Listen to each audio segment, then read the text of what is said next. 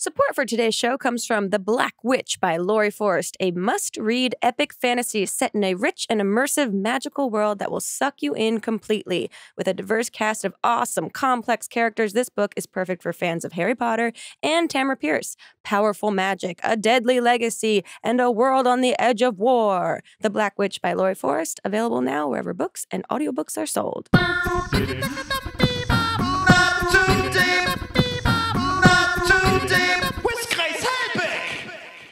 Welcome back, ladies and gentlemen. My name is Grace Helbig. Hi, Grace Helbig. I'm Jack Ferry. And this is Not Too Deep. I'm literally just turning into a radio DJ personality. I like it. Thank you. I like it for maybe one more minute, and then Can I be like the Mad Dog? Be like, this is Grace Helbig and the Mad Dog Show. Yeah. Beep, bop, bop, bop. Yeah. Pew, pew, pew. Yeah. Pew. Today's a very exciting episode. As always, we have this sweet, lovely, and oh so funny Jamie Lee coming up for you. But before that, talking about sweet and lovely and oh so funny.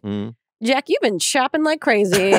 You guys can't see this, but we've recorded a few episodes today. And every time I turn around, Jack's got a new jacket on. He's going off about this new shirt style that he found, that he bought like 10 of, that he loves. Yeah. I went on a bit of a spring shopping spree with Mitchell Davis. Yeah. Oh, I can't even imagine what it sounds like when you two boys get together and just romp. You go on a fashion romp. We really did. It's really funny. Yeah. So we were both like feeling blue, and I was like, let's just go shopping. Oh my God. Meet me down in Abbot Kinney. So we went to cue the montage. Pretty much. Yeah. It was like, did a book. Yeah. Makeover. We're just like skipping pinky to pinky down Abbot Kinney Boulevard. Yeah, I bought 2 leather jackets. They look great. Thank you. How do you describe your style at this current moment? To me, who's the guy on Mad Men that you love? Sterling. Yes, Roger Sterling. Roger Sterling. I feel like this is Roger Sterling if he got queer-eyed, is what your style's going through right now. Yeah, I mean, I'm trying to go sort of appropriately hip for someone my age. You're also, you got a little spring. You're wearing cherry blossoms on a short sleeve button down. I am, yes. I feel like it's very Hannah Hart in a way. Oh, yeah, it's got kind of a Japanese flair to it, this shirt. So, yeah, I bought like... So there's a company called 7 Diamonds that makes these shorts. Manifest that brand deal. Yeah, why not? That makes these short sleeve button down shirts that always look good on me. So I went to the store and I found like 6 of them. I was just like, just buy them all. Yeah. Whatever. So yeah, we went on this like day-long shopping spree, and Mitchell had never been to like the menswear district on La Brea. Are you familiar with this? No, but I am. Oh, on La Brea, it's maybe. like where like American Made. Yes. See, it's American Rag and Shot NYC, like all of these like menswear like boutiques. Yeah. And he was just like blown away, completely blown. And like one of the places too is like really crazy. It's like this vintage like rock and roll t-shirt shop, and they have like the old like like the black Nirvana t-shirt with like the yellow smiley face. Guess how much that cost? I'm gonna say $300. $350. This same thing happened to me. Brooks and I went out in Eagle Rock, and he loves records. He's like vintage shopping. I'm like a goddamn Target girl all day that I never venture out into boutiques. So I was like, yeah, I'll go. We'll do you today. And so we go into a bunch of vintage shops, and I'm like, oh, cool t-shirts. Maybe I should get some stuff. They're all like $300, $200. I was like, it's insane. This is stupid. It's not really thrift shopping. It's like boutique shopping of places that got rated thrift shops. Right, but it's a place that presents itself like a thrift store. Like literally could have been like a Goodwill. Oh, wow. This is not that place. Yeah, that's what was blowing me away. That I was like, it's not even presented like it's got a high-end quality to it at all. I mean, there's this one store we went to where it literally has a wall of axes on the that sounds great. And like was Jarrett Sleeper just next to it? Oh, but like Mitchell the whole time he was just like screaming. He's just like, it's Wes Anderson. It's just like Wes Anderson manifested a shop. Oh, wait. Everything. The kid that made his own DIY twig art piece in his corner loved the wall of axes. I know. I'm shocked. It's so funny. Yeah, I mean, this like that was the big thing, was just him screaming about the influence of Wes Anderson. I mean, all these shops. It's right up his alley. What's one fashion trend you haven't dared to try yet, but is on your radar? I mean, the thing that's like really big right now in menswear is like designers that are like embracing like a looser drape. So like clothes are baggier, like people are wearing like baggy clothes with like a short hem. And like I dig that, but my body type doesn't look good in that stuff. And like I wish I could wear like pleated pants with like a really wide bottom, but like right. I just look stupid. Like I look like the cartoon character Doug. Yeah. When I put that on. That's fair. And I just like I just can't rock that look. Like I just look better with fitted clothes. Yeah. But like I kind of dig some of what's going on. Like I think it's cool that like you can like wear a tuxedo jacket and a t-shirt with jeans and like go out, and like that's just like totally acceptable now. I'm digging like the new like wider peak lapels that you see on men's suits. Like I'm embracing like, you know, like, but I don't think I'm gonna go as far as like they're really trying to bring back like 90s like oversized like suits with like the shoulder pads and everything like that. Yeah. I'm just like I look so stupid, and like I can barely rock a members only jacket that I can't go that far. Yeah, I would pump the brakes. I mean, as your friend, I'd be like, go return that. What are you doing? Yeah, I just can't. But meanwhile, you know, I also have like a serious leather jacket addiction. Yeah, you do. How many do you have now? Now I have 5. I have 5 leather jackets. Okay. Yeah. I mean, 1 for every weekday. So yeah. It's a collection. You're building out your collection. It is a collection. I love them so much. It's not an addiction if you just call it a collection. That's true. And also, like, I'm learning to ride a motorcycle. So you're playing the part. It's appropriate for You're fitting the role. I'm like, I guess like one of my sort of style heroes is Justin Theroux. Oh yeah, he's got effortless style. Effortless, yeah. And one of the things that I like about it is like he can, when he wears a suit, he looks like a fucking rock star. Yeah. But he can also look like he's in like a motorcycle gang, but like a really cool, like hip one that probably like respects women. Yeah. It's like a feminist motorcycle gang. Which I'm into. And I'm just sort of like, and so I just really dig that. I'm like really getting into more of that sort of style of stuff. Cool. And so I was just like, you know, I've always been fascinated with motorcycles. I've just been like afraid to try it. Yeah. And then I was just like, you know what? I just need to live my life without fear. And I love riding my bike, like my regular bicycle. That I'm like, all right, enough is enough. I need to learn. And we've been talking about you and this motorcycle thing. Are you putting a time frame on getting one? When will we start hearing the stories I've got to pass my... I passed so much traffic. Yeah. Well, I'm you got to get your license, right? I got to get my license, yeah. So I'm like studying the booklet first, and then I'm signing up for classes at like whatever the motorcycle academy is. And then that you get certified, and then you get your license. And once you get your license, then I got my eyes set on like a vintage like Honda.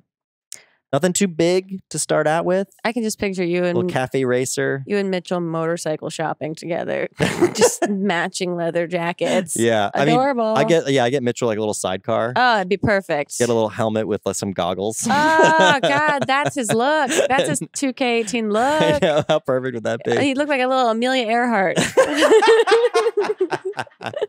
I love it. So cute. Yeah, I'm sure he would do it too. He'd be like, I'm just gonna ride in your sidecar, Jack. It's gonna be great. Yeah. Well, get ready for the grams, people. We're manifesting this. Yeah. Well, I think it's always good. You know, they say spring cleaning, you know, with your house, your home, and maybe yourself too is always a good thing. Yeah, I just want to give it a little refresh. You know? I need to do that. Hannah always talks about in the beginning of the year, like, what's her look this year? And she usually doesn't figure it out until like December of the year, if at all. Right. So I do think it's good to be like, reevaluate and say, how can I refresh this? Yeah, I'm trying to, similar to what she has done in years past. I'm kind of building off of what I did last year. I'm just trying to add some just more like edgier elements into my look. So there I'm like you go. starting to wear a little more jewelry, things like that. Things that I used to be like afraid to try before. Now I'm just sort of like, fuck it. Yeah. Feels good. I'm gonna wear what feels good.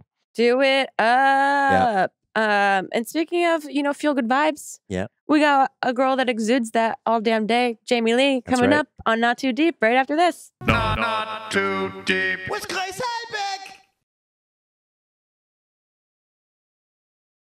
This episode of Not Too Deep is brought to you by our good buddies at ZipRecruiter. Are you hiring? Every business needs great people and a better way to find them. Something better than posting your job online and just praying the right people see it. See, ZipRecruiter knew there was a smarter way, so they built a platform that finds the right job candidates for you. They learn what you're looking for, identify people with the right experience, and invite them to apply for your job. These invitations have revolutionized how you find your next hire. In fact, 80% of employers who post a job on ZipRecruiter get a quality candidate through the site in just one day. And ZipRecruiter doesn't stop there. They even spotlight the strongest applications you receive, so you never miss a great match. The right candidates are out there. ZipRecruiter is how you find them. Businesses of all sizes trust ZipRecruiter for their hiring needs. And right now, our listeners can try ZipRecruiter for free. That's right, free. Just go to ZipRecruiter.com/Grace. That's ZipRecruiter.com/GRACE. ZipRecruiter.com/Grace. ZipRecruiter, the smartest way to hire. Not too deep. Guess what, Jack? What's up, Grace? Support for today's show comes from Freshly. Oh, good. Those are the people that make the food that I don't have to cook. Exactly. I know you. You're tired of spending hours trying to make dinner, trying to master those meal kits. Yep. So don't worry. Freshly is the new way to get dinner on the table in no time. Excellent. Look, they have their chefs cook and deliver delicious, freshly prepared meals so you can eat healthier without any of the work. And each meal is made to order just for you. And if you think, oh, there's going to be slim pickings, they got more than 30 options. So there's always something new to try. And better yet, Freshly chefs and nutritionists make sure that every meal is all natural, nutritious, and made with high quality ingredients. So you can come home from a long day of podcasting and still have a delicious chef-cooked meal waiting just for you. Sounds excellent. But give me an example of the kind of meals they offer, Okay, Grace. let's say, I wouldn't have any way to relate to this, but let's say in a hypothetical world, you're really hungover and you want some comfort food. Okay. They got some home-style meatloaf with cauliflower mash, okay? Meatloaf, for me, not only an amazing musician, but a great meal when you are wildly hungover. It's like the ultimate comfort food, and Freshly's version tastes like homemade and comes with creamy cauliflower mash, so it's a little bit better for you. You don't even miss the potatoes. They have, that's just an example. They have tons and tons of other options to choose from. So order Freshly today and see what it's like to put zero effort into making dinner. Go to freshly.com/Grace to get $20 off your first 6 dinners. That's $20 off plus free shipping at freshly.com/Grace.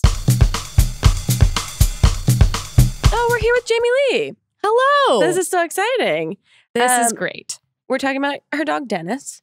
Her Labradoodle. Her Labradoodle. It was adorable. He's really cute. Have you formed that bond where you think he understands you? That you're like, my dog's probably understands me. Yeah, I definitely feel like we have a connection. I try to make a lot of eye contact.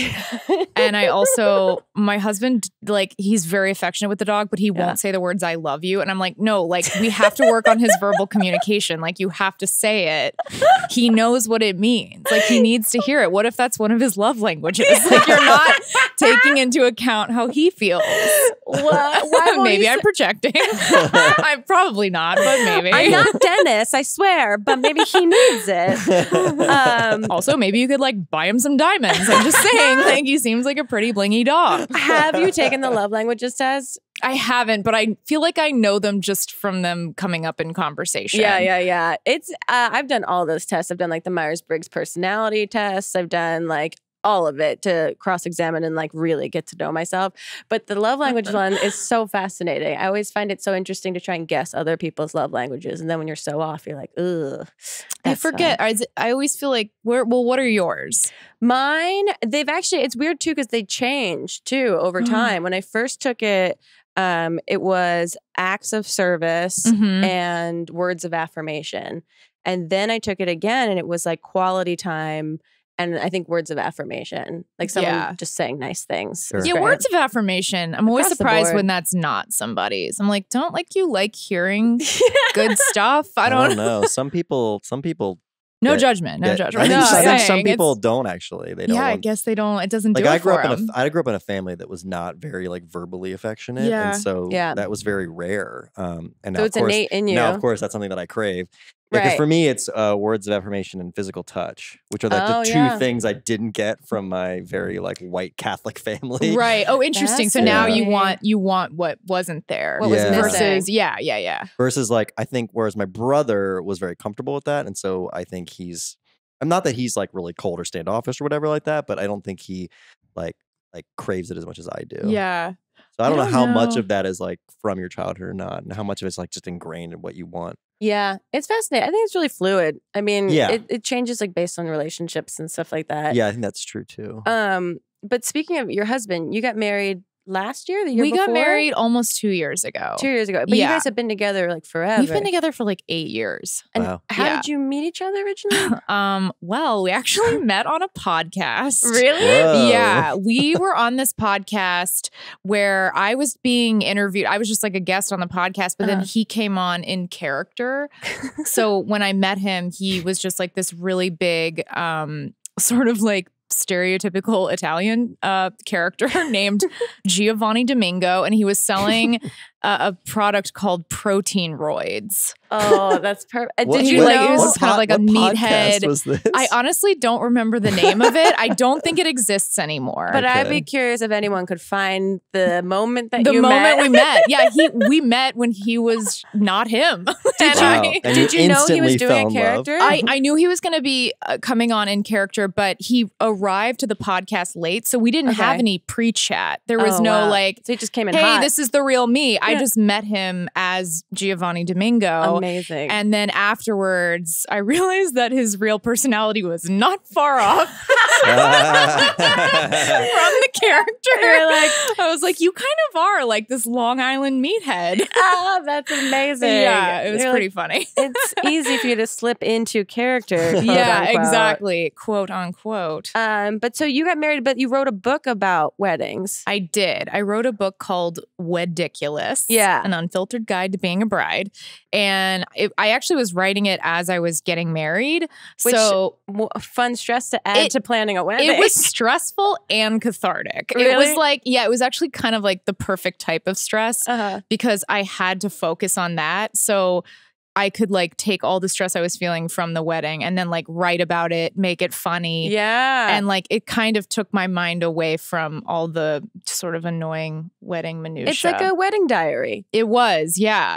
And also I just felt like when I was writing it, there were no books that were kind of like funny and honest about getting married and how hard it can be. And I was just like, oh, I feel like we just need to call all this stuff out. I think that's super important because there's all those shows that glorify it, like Say Yes to the Dress and like all of those like, what is it, 4 Weddings, that weird TLC show. That concept for a show is bonkers. But there's nothing that's like calling it as you see it kind of thing. Right. And like, I love those shows. Same. I mean, like, they're such brain candy. They're could watch addictive. a million in a row and you'd be like, give me more. Yeah. But I think it's nice to have like sort of the fun celebration vibe of those shows mixed with like a little bit of reality and like poking fun because there's so much to laugh at. It's such a giant industry, and I think probably being a comedian going into it, there's still stress levels that you don't even anticipate that are just so absurd. Yeah, it's funny because like I would hear other people who were getting married, like before I was engaged, I would hear people complain about like, oh, get ready, like families are going to fight and people are going to be upset and there's going to be all this drama. And I was always like, oh, that won't happen to me because I just don't care that much. Sure. And then all of it times 10 happened to me. Oh, wow. It was like the biggest slap across the face. I was like, whoa, I had no idea what I was in for. Where did you get married? I got married in Moore Park, California. Okay. At this kind of like outdoor botanical garden. Cool. And it was really pretty. We almost got married in New York, but it got a little complicated because my husband's family, they're all there and they were very like hands-on with our wedding because it was close to them. And then I started to be like, wait, but it's our wedding, but we're so far away that we don't really have the time or the ability to control it at all. Right. And so then we were like, let's just move it closer. Like, let's just do it near us to make our lives easier. At the end of the day, it's for you. Yeah. And you also start to realize like, if you decide to plan a wedding, it is nice to like go for it. Like it can be really fun and like it is sort of a reflection of you and like how you want a party to feel, and it really is just like event planning. It's event planning. Yeah. How big was it? How did it go? It ended up being great. It was like 125 people, so it wasn't too big. Yeah, that seems manageable. But it was still, manageable. Yeah. But there was just so much goofiness. Like our wedding planner, I mean, I don't know. She just like, she like didn't know I was a bride. Like on the day of, she texted me. She didn't even text with like a preface of like, hey, happy wedding day. She just texted, hey, you should find an auxiliary cord. Otherwise you won't be able to play songs on your phone. What? And I was like, ew, like what is happening? What a good vibe for the day. Yeah. It was just so clinical and demanding. And I was like, all right, well, I guess the whole like, I'm a princess philosophy is out the window now. I'm like barely even a servant. I'm just like, wow. I'm just getting these like trash texts. And also just like things that I would imagine would be her job to get the auxiliary cord and things and also like that. like I definitely had other people she could have contacted about it, but she just went straight for me. And amazing. It was kind of great. Honestly, I was like, this really keeps me grounded. It's just another day. I'm getting a text about a cord. Like, that's so funny. Yeah, like I'm still on Earth. I'm not floating above. I'm here. I'm just here. That's so funny. Is there one like major takeaway in the book that you learned that you wrote about in the whole process of it? Well, I think one thing I realized was that you try to curate all of these special moments, right? Like throughout your whole wedding weekend, if you decide to do like a rehearsal dinner the night before or whatever, you're kind of curating all of these like special events and moments that you're like, oh, it's going to be so special when you hear, you know, when your father gives a speech, like that's going to be the pinnacle of emotion. And those are really great. And those, I'm not discounting that, but also some of the best moments are like the tiniest little things that you couldn't imagine. Like I remember one of my friends who's not even like A-list friend. I'm talking like C or D list. I ran into her in the lobby and then we just like walked to Target just to like get away from it all. It was like in your wedding dress? It was not. Okay, I wish that were the story. No, this was like the day before and there was just like an hour or two to kill and I ran into her and I was like, let's just like walk to Target. It's right across the parking lot. And we just like walked around in Target and I was like, that's one of my favorite memories like from my whole experience. Yeah. So I think it's kind of just knowing that like it's the little things between the lines that sort of fill it in. And I imagine it's a lot about managing your own expectations of things. Yes. And also having to manage a billion other people's expectations of things. Yeah. And also like, if you think about like the best weddings you've been to, it's always like there's an X factor that makes it the best wedding. It's not because it was the most expensive or the most glamorous. In fact, like usually when like the nicer, quote unquote, the wedding, the sort of stuffier it can feel. Yes. And I think it's about just reminding people like, hey, we're happy to have you. How can we take care of you and like make you feel warm and welcome? Yeah, you're throwing a party and you guys are the hosts in a way. Yeah. And it must make you, does it make you look at weddings when you go to them as guests now differently? Yes, it also has given me, it's done both. I think I'm more critical and I'm simultaneously so much less judgmental, so much more like I forgiving get it. Things, I understand what you're going through. But you'll notice things that people normally probably wouldn't notice just because you lived it. Yeah. I mean, food is a really big one. I think that a lot of people arrive to weddings starving. Yeah. And they can't even enjoy themselves fully because they're so hangry. Yeah. So anything you can do to squash that, like if you can put out like Cliff bars. I didn't do this, by the way. I'm totally just like blue skying options. You're getting a hot tip. Yeah, just a hot tip that I didn't do myself. But yeah, I think like any kind of just like snacking you can provide just sets a tone of like we care. Yeah, no, that totally. I mean, just give them like trail mix. It's smart. Think about while they're watching you. What would you want if you're at the airport? What do you need right now? You were on Girl Code for like ever. That I feel like that show, is it still on? It's not. No, I don't think so. But I feel like that show is on. It might still be on Snapchat, but I'm not 100% sure. That's wow. But you were on for how long? I was on for the whole time. Yeah, I think it had 5 seasons on MTV, and then it moved over to MTV2 for like 2 seasons. Don't quote me on that, but I think that was what happened. It's very cool. How was that process?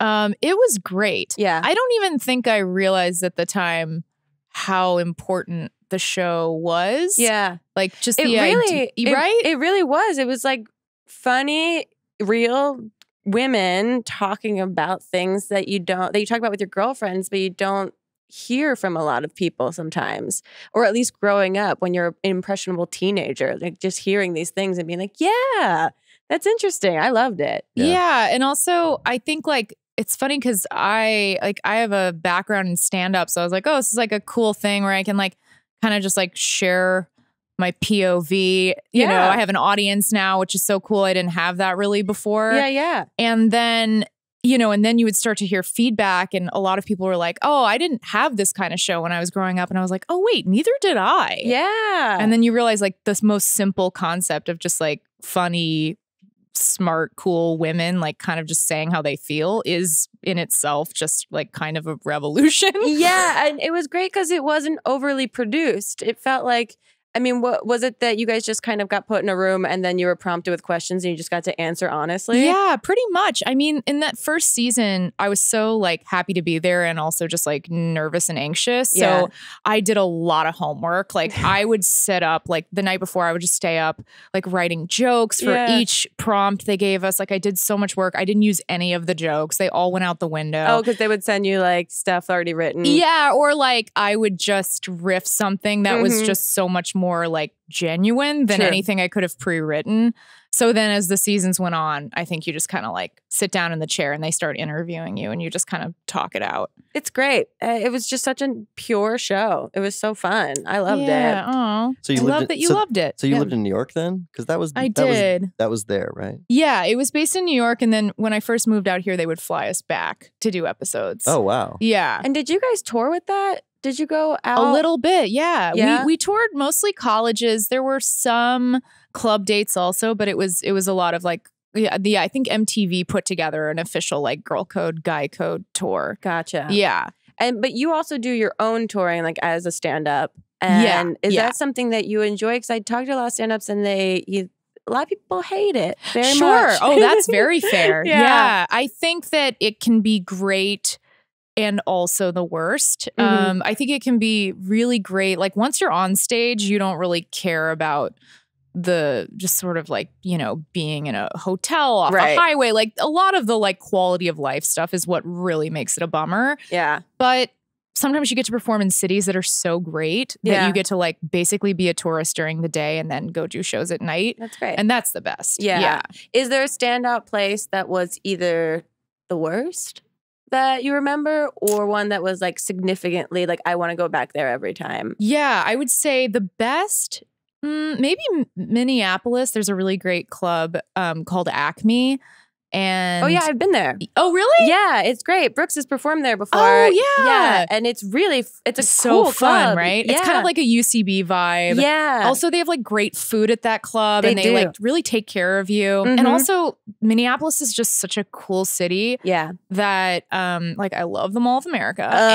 Big time. It's amazing. That Rainforest Cafe is a delight. I mean, an amusement park in the center of the mall. Like, sign me up.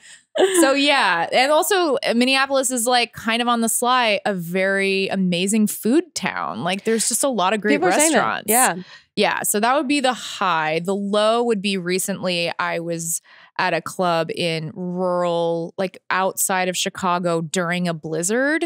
Ooh. And I was just like, I was in a hotel that looked like the Shining Hotel. I am telling you, it was decorated. The carpet looked like that hallway with the kid on the tricycle. And yeah, and I couldn't go outside. So I was like, I think I have The Shining. Like I was like, I am living in The Shining. I am Jack Nicholson right now. Oh, that's horrifying. Yeah, it was horrifying. And then like I just went, so then when it was time to go to the show, it was like around the corner. So the woman from the club would pick me up and then we would just drive for like 3 minutes. So I would just be outside being like, oh, the outside. And then right back indoors. It was, and I was there for like 4 days. I was like, what is happening? Yeah. Were people showing up to the shows even in shocking? Really? Yes. Because I mean, I guess, yeah, that's what they have. That's what they want. That's what they need. You know, it was a lower attendance, I think, because even where I was, I think the news scares people into being like, don't leave your house. Yeah. You know, it's the apocalypse now. Yeah. But Yeah, but there were some people there, and that was kind of a nice bonding experience because I was just like happy to talk to anyone. Yeah, like, I just need human interaction. Yeah, I was like, human connection, please. Please. Let's talk about crashing. Okay. Yeah, it's so fun. And yay. you get to work with friends, which I imagine, I mean, I know for myself, it's like the goal always. How has it been? How's the process been? It's been really great. Yeah. Especially because it shoots in New York, which there's something just really like kind of magical about like shooting on a New York City street. I know it sounds not like a really soundstage corny. That's meant to look like New York or something. Yeah. It's just like, whoa, like that was so shocking to me. Like on the first episode that we were filming, I remember we shut down like part of the West Village. Whoa. And there were like people standing around watching. And I was like, whoa, like what is life right now? Like this is crazy. That's very, very like out of body experience. It really was. Yeah. Especially because like all the shows that not all the shows, but a lot of the shows that I love have a lot of like iconic, you know, New York moments and, you know, the whole thing of like New York is a character in the show, you know, he or she is part of the cast. And you're like, it actually is kind of true. Yeah. And so that was pretty thrilling. It's and how has it been working with Pete? I mean, you guys have been friends forever. We've been friends a long time. Yeah, it's really great. I feel like it makes set. It just he's also like taught me a lot, like just like little things about like, this is so silly, but one of the episodes I got really lightheaded because I guess I wasn't like eating enough. And so I started eating like some almonds and he was like, yeah, like don't eat almonds, that you need like sugar. Like you need to be eating fruit. It's going to make you feel better. And I was like, okay, whatever. You don't know. And then I ate like a piece of watermelon and I was like, I'm back, baby. So it is nice having a friend there to like help you live a better life. Yeah. Oh, that's so helpful. Yeah. He's always doing that. He did that on our show too, talking about like, he's just like, you don't want a steak. You just need fat. Have some guacamole. Yeah, he's very knowledgeable and about he was very into his hemp oil. Yeah, very into loves that stuff. I tried it. It didn't do anything for me. I haven't. He came bearing a gift of hemp oil. Yeah. And I haven't tried it. It leaked. And but I I've still kept it thinking one day I'm going to try this, but I'm a little nervous about it. I don't know why. He talked it up like it was like he owned the company. Like it was like a miracle cream or something. Well, apparently what I've heard about it is that it's funny because it's like it has a dainty little dropper. Yeah. And so you're like, okay, I guess it's like a night serum, like just 3 or 4 drops. And then you use it. And I did that. And then Pete was like, no, you need like half the bottle or so, maybe it wasn't Pete, it was someone else who's also used it. They're like, no, you need to be taking like half the bottle. I'm like, then what is the dropper for? Yeah. Like if the dosage is half the bottle, why isn't it like it should come with water like, pour? Yeah, exactly. It should just come with like a spray bottle and you just like squirt it into your mouth. Yeah. Well, I'm sorry that didn't work out, but it but it seems fun to be able to shoot with him. Like what's been, I guess, the most difficult thing working on the show? Well, I think the most difficult thing is it's what's great about it and difficult about it, which is that we do improvise a lot. Yeah, I was gonna ask, like, is it just loose and you guys kind of get to riff with each other? Yeah, I would say there's a pretty good amount of riffing, which usually is wonderful because then you're not stressing out so much about your lines. Right. But then in the finale, I guess I can spoil it, but in the finale of the second season, there's like a big fight scene and it was pretty full of dialogue. And so I like really made sure to have it memorized and like know all the beats of it. And then like 2 hours before we filmed that scene, the director and Pete and a few other people kind of gathered around. They were like, yeah, we're not like, that doesn't really end this season the way we want it to, and they completely rewrote it. Wow. And so I was like, what do I do? Like, what do I do with all the lines I have in my head? Now I have to like scramble to kind of memorize this new long chunk of dialogue. But it ended up being really fun, and I did realize that like improvising through the scene actually made it better. I think having less of a script is what made it feel more authentic. That's great. Yeah, because you come from an improv background. You were at UCB, right? A little bit. I did it for like, I did 2 classes, but my husband is very into improv. And so I feel like just like by being around him. By osmosis. Yes, exactly. Yeah. I'm like, I think I've like picked it up a little bit, maybe. Hopefully. I also saw that you and Pete are doing these ads, these like retirement ads. What is that? They look super fun. They were really fun. We shot them at South by Southwest, and talk about improv. That, I mean, the whole You shot them during like the festival? Yes, during the festival. Yeah, it's for Fast Company, and which is John Hancock's company. And yeah, it's like a little web series. Oh, fun. Yeah, it was really fun. But it's basically just teaching millennials to think about retirement now versus like waiting until you're older. Yeah. Which is kind of great because I really don't think about that. No, I'm like, I'm going to live forever. I'm going to live and work forever. I'm going to live and work forever. But no, it is good to like start thinking about your future and not thinking you're above a future. No, that's great. Did they give you guys just creative freedom to kind of do what you wanted? Kind of. They had a real loose script. Real loose script. Real loose. Here's a blank piece of paper. I mean, they pretty much just were like, yeah, in this scene, like you and Pete like act happy and then act surprised. And we were like, cool. And then we just ripped around it, and they were like, great, we're moving on. Like there was never a like, wow, I think we need to take that again. It was like, that was great, let's go. I'm like, all right. Yeah, it was kind of funny. Do you guys travel together and do a lot of press together? We did for the premiere of season 2. How was that? That was really fun. I had never really I've done press, but I've never done like a press tour, and it really was like back to back to back. So it was just like an interesting experience. You start to like hear yourself just saying the same things over and over, and you start to almost like become detached from, and you're like, do I believe what I'm saying I know, anymore? Right? And then they print it and you're like, that was what I chose to say in that moment. Like it doesn't even represent how I feel. Oh, totally. You just like go and you click an autopilot in your brain, and then when you hear it back or read it back, you're like, I'm boring. What am I saying? What's going on? Well, and it's also like it's a tricky time for press because everyone, especially if you're a woman in entertainment and also a woman in comedy, like people really want to know, like, how do you feel about Me Too? How do you feel about Time's Up? Yep. And you have so many feelings about it that trying to articulate how you feel in a moment with a reporter who has a thing and they're recording you, and I mean, it's so vulnerable.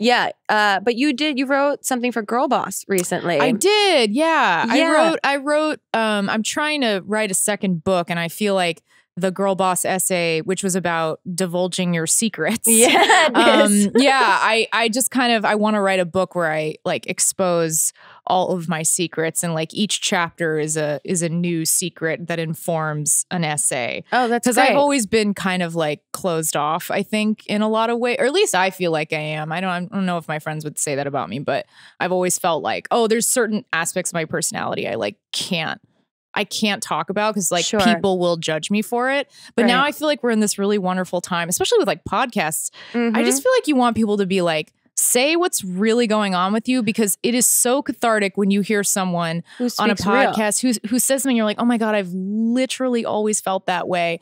And I felt like I could never say it. Yeah, I had that experience for the first time on Pete's podcast years ago, actually. I didn't really do my research and figure out like what it was. I just said yes and went on it. And then he's so raw and real, even like years ago on that I was just like, this is very refreshing. And I'm the same way, where I'm pretty closed off and very choosy and selective about the way I present myself. But I felt myself being way more of an open book because someone else was like giving me permission to in a way. And it was really very nice. Yeah. And I bet people like reached out to you and they're like, oh, I love that part where fill in the blank. Like that's just such a nice, just to know that people like connected to anything you said. Yeah. So how was your, so important. This was a very exposing essay in a way. How was your feedback from it? Oh, it was good. Yeah. Yeah. I felt like the weird thing is, so at the beginning of the essay, I just went through a couple of like quick secrets, and this is very embarrassing, but whatever. I already wrote about it, so I guess I can say it again. But I just talk about like quick things, and one of them was like I masturbated on an airplane. Yeah, and then the next one was I buy $7 lattes every day, and I was sure I was going to get responses to masturbating on an airplane. Literally not one. Just how can you pay $7 for a latte? Like no one even cared about the thing that I thought was going to be so like grotesque and revealing. Yeah. No one cared. That's so funny. People, yeah, I mean, that's a good barometer for where we're at right now on what we think is like shocking. Yeah. It was just for clarity, it's not every single day that I pay for this latte. I just want to. But when you get a latte, it's within reason, and it's also with tip. I should have clarified. Okay, guys, I'm not that honest. I'm actually so dishonest. But no, it's great. There's a lot of caveats. That's always good. It's like a test run for your book. It's the warm up laps before all the really revealing stuff. It was a warm up. It was a warm up for sure. That's amazing. Well, we're going to take a quick break, and when we come back, we have some Twitter questions for you that will maybe open up an even deeper side of you. We'll see. Fun. We'll be right back with Jamie Lee on Not Too Deep right after this.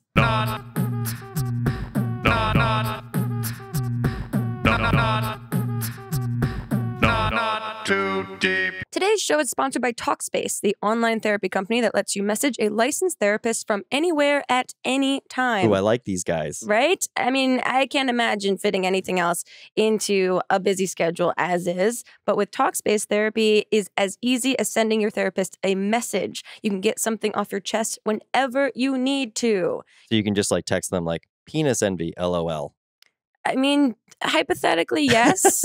But I mean, you'd have to experiment for yourself. You can talk about everyday challenges, if that is one of them for you, at work or at home, or you can just chat about life. And there is no extra commute. You don't have to leave your office or your home. And there is no judgments, which is a major, major thing. And all you need is a computer with internet connection or the Talkspace mobile app, and you can improve your mental health. And all kidding aside, obviously therapy is more than just venting your innermost thoughts or digging into childhood memories. It's also about practical, everyday strategies for stress management and living a happier life. And in the simplest terms, having a therapist simply provides you a designated person to talk to who is trained to listen and help you make positive changes. And the Talkspace platform has over 2,000 licensed therapists who are experienced in addressing life challenges that we all face. So to match with the perfect therapist for a fraction of the price of traditional therapy, go to Talkspace.com/Grace and use the code GRACE, GRACE, to get $45 off your first month and show support for our show. That's Grace and Talkspace.com/Grace. Not too deep. This episode of Not Too Deep is brought to you by Care Of. Guys, even when you try to maintain a healthy diet, it can be hard to get all the nutrients your body needs for long-term health. Well, Care Of is a monthly subscription vitamin service made from effective quality ingredients that are personally tailored to your exact needs.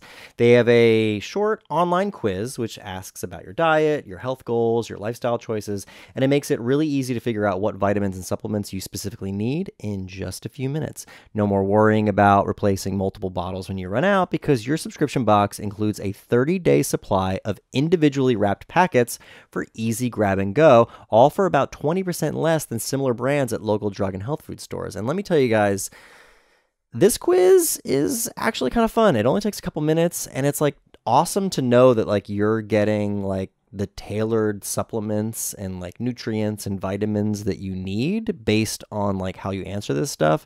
So I thought it was pretty cool. And quite frankly, the individually wrapped packets are like super convenient, and not having to buy like these like giant bottles of like multiple vitamins is just like, I don't know, it's really cool. Plus, if you can save 20%, why not? You know what I mean?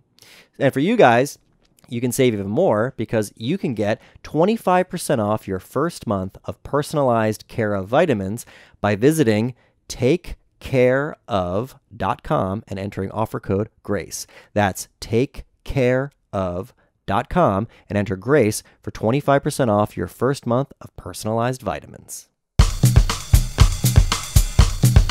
Okay, set. We're back with Jamie Lee. And before we get into our Twitter questions, I'm going to ask you the two questions I ask every single guest that's on the podcast. And the first one is, who, alive or dead, would you most want to throw cold spaghetti at? It's a very serious question. Alive or dead? I'm going to go with Kelly Ripa. Ooh. Okay. But like in a fun way where she throws it back. Yeah. Love you, Kel. That's so. Would you ever host a morning show like that? I think I would love it. Yeah. I was going to say, I think you'd be really good at it. Thank you for saying that, Grace. That really tickles my heart. God, yeah. I think I would love it. Put it on the to-do list. Okay. See what happens. I think we just created a vision board for me. There we go. Okay, the other question I ask every guest is to tell us your worst pants shitting story. Ooh. Or close call, but you can only use 3 words or 3 small phrases. Okay. So mine is college, jogging, front lawn. Great. Okay. Prius, convenience store, laundromat. Oh. Let's have to do some It's a little bit of mental math there. Yeah, wow. But those were the components. Whoa. Wow. Well, that is beautiful, a beautiful journey. It's really like a haiku. A haiku. Yeah. There we will. go.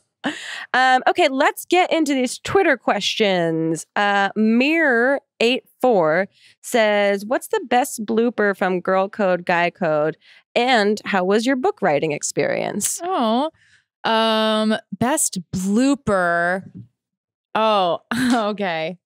Best blooper. It was this thing that did not make it in. You're about to find out why. Uh-oh. But no, it was, I did this rant, I remember, where I just talked about, I think the topic was like hooking up with a guy for the first time. Okay. Or girl. Hooking up for the first time. And I just talked about how I was like terrified of dicks. And I can say dicks. Yeah. Okay. Yeah. That's what I thought. So, okay.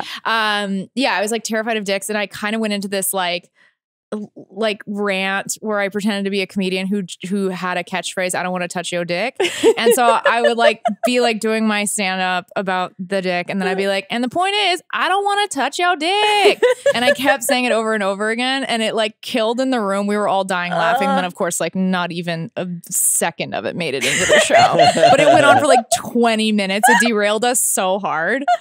And then, Can you get that footage and put it on your reel? I know. I'm like, it's got to be somewhere. It lives somewhere. Yeah. And the book writing experience was tedious, but ultimately rewarding. That's fair. Well, I did have a question that I meant to ask earlier, just in terms of stand-up. How did you get into the world of stand-up? How did that start? I think I always knew I wanted to do it, but I don't think I really I just didn't know how you started. Right. Like, I grew up in Texas. I didn't know anyone who was a comedian. I definitely watched comedy on TV, but there was never like a roadmap of like, cool, if you want to get there, do these things to get there. Right. There's no how-to book. No, it's really just like, maybe you should like go into acting or like, theater is everywhere, but stand-up is not something that's like really discussed. Yeah. So yeah, I think I figured it out after college. I was working at Comedy Central and watching a bunch of stand-up, and that was kind of my aha moment. Was like, oh, I clearly have been like circling around this thing because I'm in a job related to comedy, but it's not comedy. Now I'm watching comedy all the time. It felt pretty like serendipitous. Yeah. What did you do at Comedy Central? I was actually in their PR department. I was an assistant. Oh, wow. Yeah. So that's so interesting. So you got to see it kind of from the inside out. Yeah. Yeah. And I also, it was I think it was good because it kind of got me to figure out what I wanted to do, but I wish that I had sort of known how sooner. Sure. How long did you work there before you decided to just pursue comedy? I think I was there for almost 4 years. Oh, wow. Yeah, I was there for like 4 years, but I was doing stand-up at night, which was also like really tricky. Yeah. It started to kind of feel like, it was just difficult because I was like, oh, I want to be on the other side, but I also like want to do a good job, but it's also hard because you're like tired from doing shows at night. Like, oh yeah, it was rough. It's kind of a weird double life that all fits into one life. Exactly. Was there like a breaking moment or an aha moment? They're like, I'm going to quit. Yeah, I think it was a couple of things. I think that it was seeing that people around me who were my age had like part-time jobs and just had like cheaper apartments and sort of were making these sacrifices as an artist. And I had this conversation with my manager, who is still my manager, who was just like, you can always go back to doing publicity at some point if that's really like what you want to be doing. But like, you should just kind of throw yourself into this right now. And that was a really encouraging chat. And then I think I ended up quitting my job pretty soon after that, and I became a part-time nanny and was insanely destitute. Oh, wow. Yeah, I'm like, I don't know if this is like what being an artist is supposed to feel like, but this is hell. Yeah. But ultimately, you know, it was a great experience. It was really hard. Jeez. It was really hard. But also everyone was going through it. Like everyone who wants to be in stand-up, it's like you're choosing to suffer. Yeah. You're choosing this path. Exactly. It's your choice. And also, I think it gives you an appreciation for moments of like winning. Oh, like, 100%. Yeah. Anything that, any accomplishment that comes along, you're that much more grateful for this, like this feeling. Yeah, I think that's definitely true. And I think that it is nice to kind of like see rock bottom because then you know you're not at it when you're not at it. It gives you perspective. Yeah. Yeah. That makes a lot of sense. I think that gets talked about all the time in stand-up though. Is like you're like signing up to just like eat shit at first, right? Yeah. Yeah. I don't even. How do you get through that? I don't know. I think, I think it's different if you kind of move to New York thinking like, okay, I'm going to start pursuing stand-up and I'm going to have a part-time job or some kind of job that's just like, something to pay the bills. Like, I guess not that my job was like insanely like lucrative. It wasn't. I was an assistant, but at least there was like a stability to it just in terms of hours and like I can always go back to this thing and I go there every day. So I think for me it wasn't just a financial adjustment, it was also just a lifestyle adjustment of like, oh, I don't have to be anywhere right now. Yeah. I can wake up at any time. No one's keeping tabs on me. And that at first can feel really lonely. But then once you sort of navigate how to have a schedule on your own, you're like, oh, okay, yeah, this can be a full-time job for sure. Once you get that self-motivation going. Yeah, I think that was the biggest hurdle for me. I am Jessie Jones, and to know, how did the Activia sponsorship come about? Jamie Lee Curtis. Yeah, do you get that all the time? Strangely, no. Really? Yeah, I'm almost surprised that I don't get it more. I used to have a joke about how I shared a name with her. But your last name is Lee. My last name is Lee. Yeah, so it's not a full share. Yeah. Jamie Lee Curtis and then Jamie Lee. It just I thought about going as Jamie Amanda Lee just to like break it up a little just bit. To break it up a little bit. And then again, chat with the managers. They were like, it's fine. Like, don't overthink it. I think they just hate my middle name. I was like, all right, that feels like a dig. They're like, yikes, no. Oh, any other middle name, but good. Okay, Cassidy Ma wants to know, what was your worst stand-up experience? Or is this the kind of thing that you repress deep down?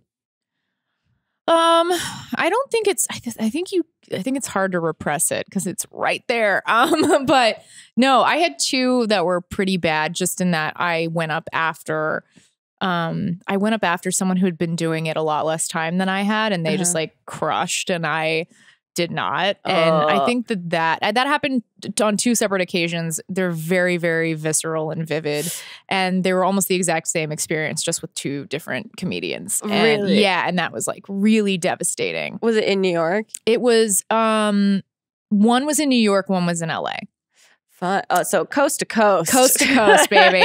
Yeah. Really spreading the insecurity throughout the country. So then how do you cope when that happens? Because it's gonna happen. Anybody who pursues stand-up, it's gonna happen. I've never done stand-up, and it terrifies the fuck out of me. I don't think I have the masochistic bone to do it. Yeah, I think, understand that. I don't think I have the bounce back of a situation like that. I don't know that I do either. That's why I'm asking. Like, how do you cope? I think the way you cope is you allow yourself to like feel bad, but then you realize that you have to remember that like you have also done well before. Like it's really hard because they always say like you're only as good as your last set. Yeah. But I think that you have to remember like, well, you clearly are doing this because you're good at it.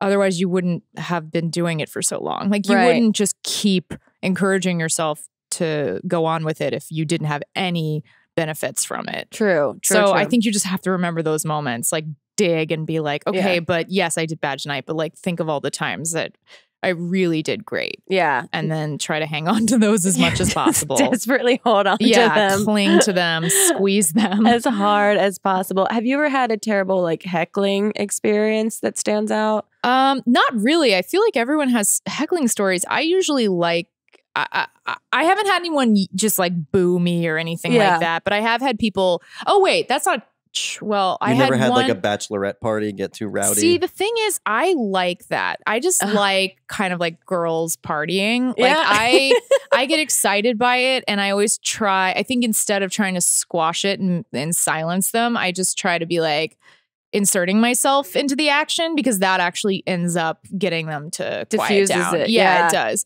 But recently I was in Michigan and I'd only been on stage for like 5 minutes, and a guy called me a whore. And I hadn't even said anything that was super explicit. Like, really, I hadn't even really gone. I mean, I have jokes that are definitely like more racy. Sure. You weren't talking about airplanes by any chance? No, I was not. I mean, he just yelled out whore. And it was really annoying because the club they didn't really do anything about it. They didn't kick him out. And usually you get kicked out for that. Like, clubs are pretty good about regulating hecklers. Yeah. And then he had a wife who was like holding on to him. And I was just like, what's her deal? Yeah. That she isn't like mortified by this person. Yikes. Yeah, that's always the worst end of it, is the person that they brought to or were brought by to something like that. And then you're like, oh, what's that relationship? At least I get to walk away from this stage and never see you again. But you guys go home this or somewhere. Continues. Yeah. That was the real bummer. But yeah, that was probably the only time. Fun. Yeah, it was fun. It was fun, you guys. So good fun. times. Stand up. The 27th letter wants to know, how do you feel about working on crashing and dramatizing your relationship? Oh, I love working on crashing. So a long time ago, very long time ago, Pete and I dated. And I think a lot of people think that the show is like a reflection of that time, but it's very, very much not. Right. We've been friends for like way longer than we ever dated. Yeah. So yeah, like the relationship between Pete and Allie on the show is definitely like something that we've constructed, which I think is a good thing, that we're like basically making up a story. And also it's cool because like the female character on the show is like really empowered and really strong and like kind of takes Pete under her wing and like shows him the ropes, which is just kind of something nice that we don't see on TV a lot. Yeah, it's really refreshing. Yeah, I think so. Especially because stand-up, at least when I started, stand-up, it felt really intimidating. It definitely felt like a boys' club. And I loved the boys in that club. We were all really close, and they were the people that I started out with. So there was like a natural camaraderie there. But also at times you did feel like different. You know, you just didn't feel like one of them. And because I hear a lot about like mentoring in a certain sense and like, you know, getting a seat at the table and all that sort of thing. Did you have someone that you felt like really kind of brought you up as you were going through the ranks, or like someone that you idolized, or someone that just sort of like maybe inadvertently helped pave a way? Yeah, I think I'm trying to think along the way. Like, I never had the story of like, and then this very famous person took me under their wing. I didn't really have that, but I did have moments along the way. Like, I met Janine Garofalo, and I had a conversation with her that was like really inspiring. Gary Goldman was always really kind. And yeah, I just think I like to go by the philosophy of lateral heroes. It's a new thing that I made up. But I'm really into like finding heroship. I don't know if that's a word. Finding heroship in your friends and in your peers versus looking up for it. Not that there isn't value in looking up. Obviously, it's like very helpful to like idolize, and like mentorship is a thing for a reason. Right. But I do think that there's a lot of value in just like looking at your peers and being like, you guys are really funny. Let's make stuff together. Yeah. And so I feel like that to me was the biggest benefit of like just sort of appreciating the people I started with, and like we still do things together and work together. And that's exciting. The whole era. I mean, we just had Thomas Middleditch on, and so it's like there's a whole era of like these kinships, these groups of people that would be in Brooklyn or be in New York, and they're all, you see where everyone's at now, and it's really cool that like high tides raise all ships kind of thing. So I'm a big advocate of surrounding yourself with people that you think are the greatest. Yeah, I think it's really special. And I think it's tough because I think a lot of times when you're starting out, especially in stand-up, like you're fueled by so much like hope and insecurity and kind of you're just like this bag of mixed emotions at all times. Yeah. And you want sort of the fast track of like, who am I going to meet who's going to like lift me up above everybody? Like, how am I going to raise above everyone? Yeah. And then you realize like, oh, well, the people around you guys all will like rise together. And that's also really exciting and also less difficult to totally to find, less soul crushing. Yeah, exactly. When it doesn't work out. Yeah. Have there been moments though where you fangirl over someone or had an interaction with some celebrity, quote unquote, that you're like, oh God, that might have been embarrassing? Oh yeah, I'm sure that happened.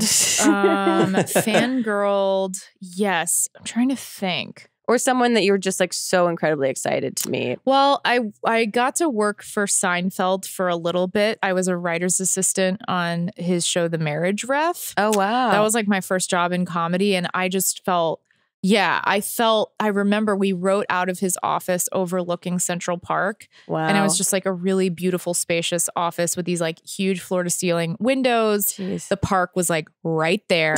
Wow. And it's just like this empty office with like a little bit of like Porsche memorabilia. And I was just like, whoa, this is the major leagues. Wow. Like the fact that he has an office, like this real estate alone is just like this something isn't his house. to experience. Yeah. And I rode the elevator with him one day and I was definitely like, whoa, like this, like I am like, he's like legendary. Yeah, this is next level stuff. Yeah. That was a real feeling of that, of what you're talking about. And that's like, sounds like a joke, but I also imagine it's the absolute complete reality. Yeah.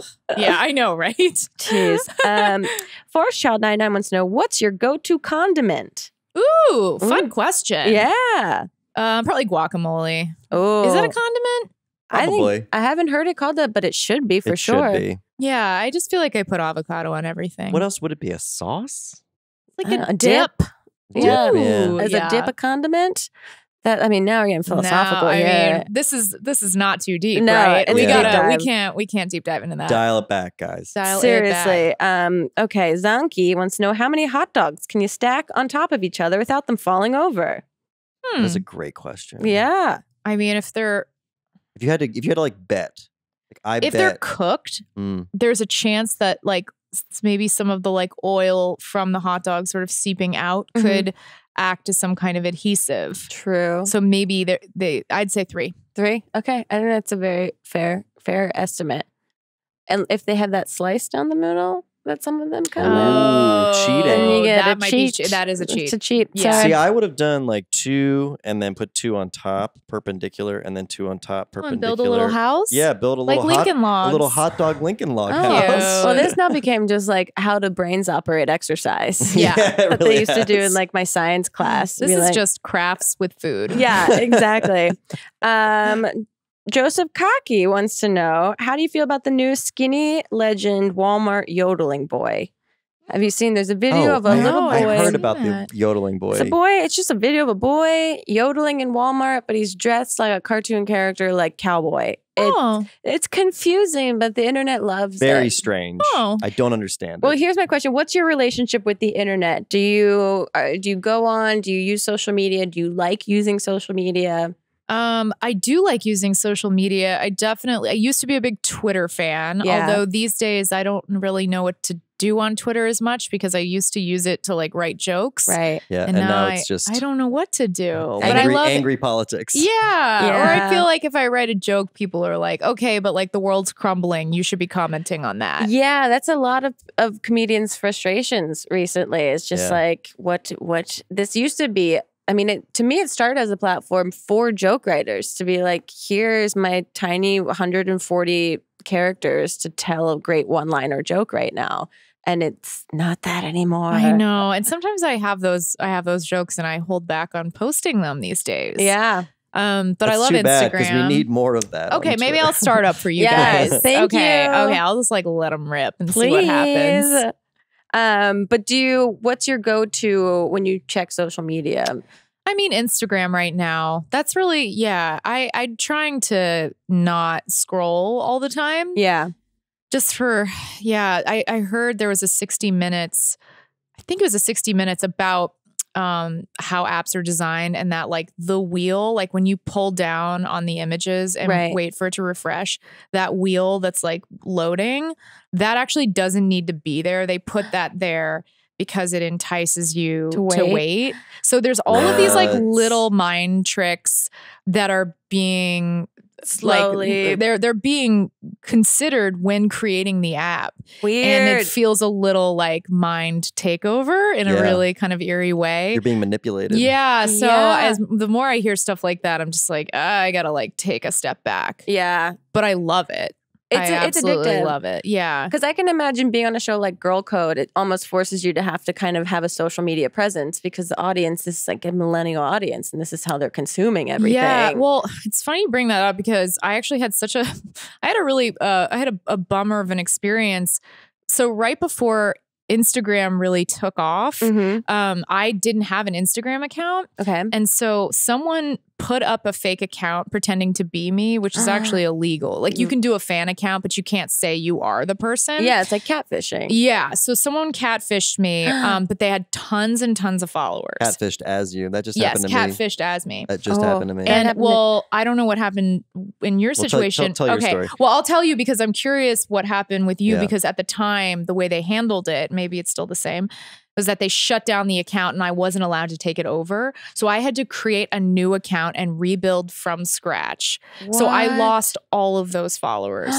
Wait, so you had an account? I didn't have an account. Someone created the account that I would have wanted, which was the Jamie Lee, same as my Twitter. So then I was like, can I just take over? Can you get rid of that person, but give me this account? Yeah. Because I want those followers. They think it's me. Yeah. She was pulling, okay. So halfway through me realizing that this account existed, I started Really Jamie Lee, which is why it's called Really Jamie Lee. Because I was like trying to like fight the Jamie Lee. Yeah. And so she would take photos off of my account and post them on there. I don't know if it was a she. I'm assuming it's a she. Yeah. And so I was just in this space where they were like, no, sorry, we're shutting down the Jamie Lee. No one can ever have the Jamie Lee. We're putting it in the garbage. We're putting it in the garbage. We're putting the followers in the garbage. And then you have to start from scratch. So I have like 37,000 followers, but like if I had been building from the time when that account was, I would have so many more. Yeah. Sure. And it's like a huge bummer. I've even thought about like buying followers because I was just like, I have more followers than this. Yeah. I do. But, that sucks though. So annoying. But that feels so... That just doesn't feel like the correct way to do it, even for like them as a platform. That they're just like, goodbye followers that we need to sustain our own platform. I thought about reaching out to see if we can resurrect it. Like you probably could. I know. I'm gonna see. Maybe I'll like try to. I'm of the firm belief that nothing ever gets deleted on the internet. Ever. I don't think it does. Yeah. That's maybe the. So wait, what happened with you? Well, it's a saga. I mean, two things. One was someone was pretending to be me on dating websites using my name and photos. Oh, the classic catfish story. That is classic. And then after that, I found when I started talking about it on the internet, other people were like, "Oh yeah, this dude's been pretending to be you on Instagram too." So I am on Instagram. I'm at Jack Ferry on Instagram, and then they started sending me the DMs. So what he did was, or she, they took my account and they created a new account called Jack Ferry 11. Yeah. And then started messaging and following everyone who was following me. And they would be like, and then he would like DM, or she would DM these like my followers and be like, "Hey, what's up? I had to start a new account because my old one I got locked out of it. Like, how's it going? Like, what's going on with you?" And it's clearly a person that English isn't their first language. Yeah. So it's a little tricky. And so, but because I already have an account, I just reported it as they're clearly pretending to be me. And Instagram deleted them. But it's frustrating because it's like, I don't have, it makes it difficult because I'm not verified right now. So people can just say like, "Oh yeah, that's not a real account. I'm the real Jack Ferry." And there's no way for me to, because I'm not verified on Twitter or Instagram. True identity crisis. It just makes it tricky, and it just creeps me out because it's not like they're like in classic sort of catfish. They just steal photos and then they change the name. Yeah, but it's weird to have someone saying like, "I am Jack Ferry" using my photos. Yeah, because then you don't know what they're saying to other people. Yeah, when I read these DMs, I'm like, this is really creepy. Like he's asking inappropriate things of these women who I'm not even following, who are following me. Yeah. Thankfully, most of them are savvy enough to know that it was a fake. Bad news bears. Bad news bears. Yeah.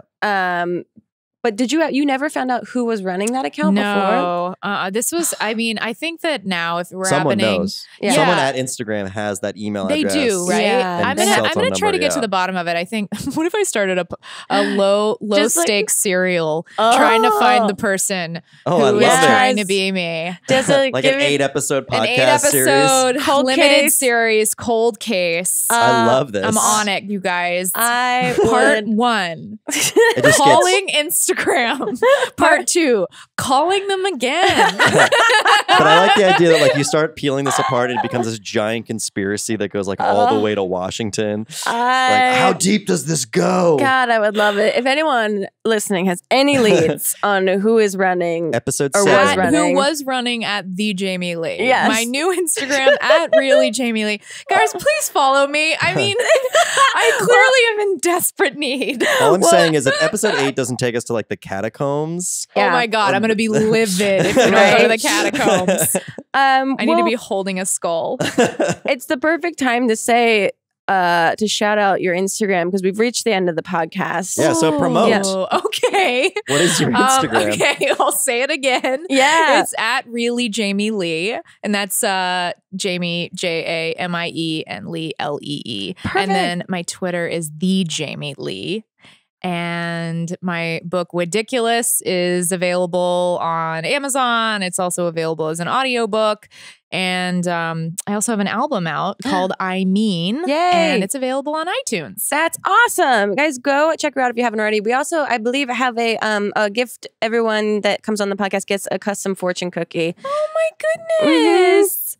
So fun. Do I open it now? Sure, yeah, yeah. You don't have to eat it. You don't have to eat it. It's been manipulated. Oh my God, this is so exciting. Okay, what do we have? Here we go. Oh, never stop crashing. It's what makes the rest of us feel at homes. Yay! That's so cozy. Jamie, thank you so much for being here and giving your time. We Thanks really for appreciate having me. Of course, go check her out if you haven't already. She's the sweetest, funniest lady. And we'll see you next time on another episode of Not Too Deep. Goodbye.